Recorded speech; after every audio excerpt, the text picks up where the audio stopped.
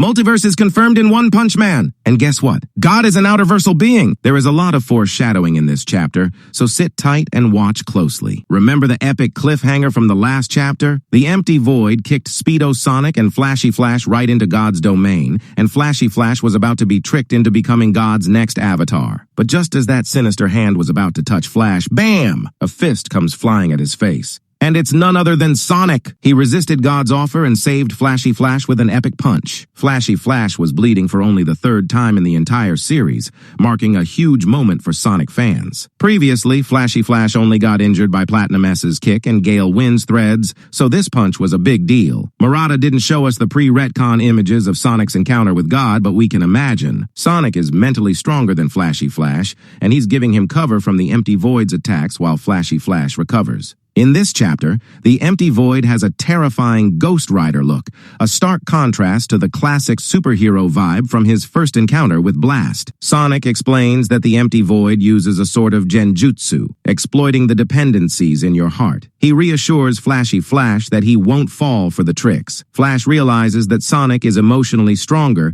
but doesn't want to admit it, dismissing the experience as just a disgusting nightmare. Empty Void is no joke. He sees right through both their physical and mental capabilities, scoffing at their overconfidence and saying it undermines their partnership. The chapter then shifts to a humorous tone as both Sonic and Flashy Flash hilariously misinterpret his words, thinking he's talking about Blast and not themselves. Empty Void clarifies, Flashy Flash has superior physical stats, while Sonic holds the upper hand in mental fortitude. Both of them launch their shadow techniques to strike Empty Void, but he remains unimpressed, muttering, "There's only one harvest," which is disappointing. Remember this line. Just as they're about to land their hits, Empty Void slips into a realm that isn't just another dimension portal. It's as if he vanishes into pure void. This opens up to a realm of endless possibilities, with small bubbles around him, each containing a different parallel world. Empty Void explains he's viewing all the parallel worlds and their various outcomes,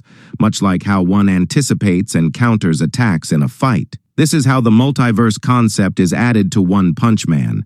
It suggests that Blast's friends, who helped divert Saitama and Garou's punch, might be none other than Boros and Beast King from another universe. While rumors claim Boros was saved by Blast and joined his team, the webcomic chapters shows Boros being treated by Metal Knight, which supports the assumption. These heroes could be from different universes, possessing powers similar to Blast's, all battling against God. Before we continue, if you enjoyed this breakdown, smash that like button.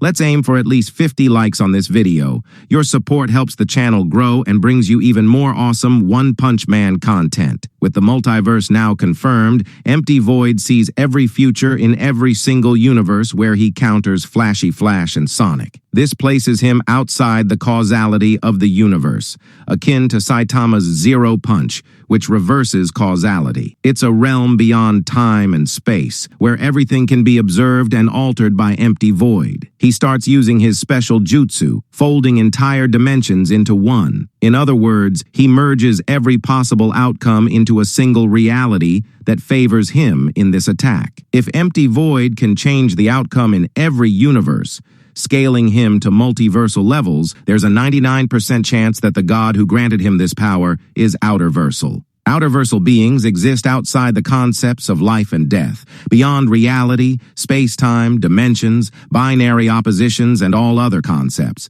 With Empty Void intervening from outside our reality, Flashy Flash senses it and warns Sonic. This is strange because the dimensional attack isn't physical and doesn't exist in reality. Previously, only Blast could detect such interdimensional interference, while Empty Void was draining Cosmic Garou's power. How did Flashy Flash sense it?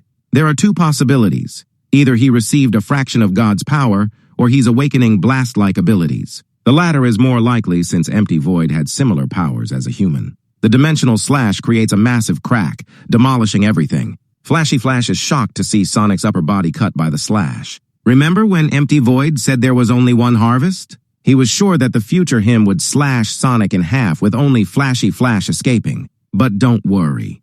Those aren't Flash's legs. Those are the Heavenly Ninja's body parts flying away. Empty Void returns, trying to drag Flashy Flash into God's realm to make him a sidekick.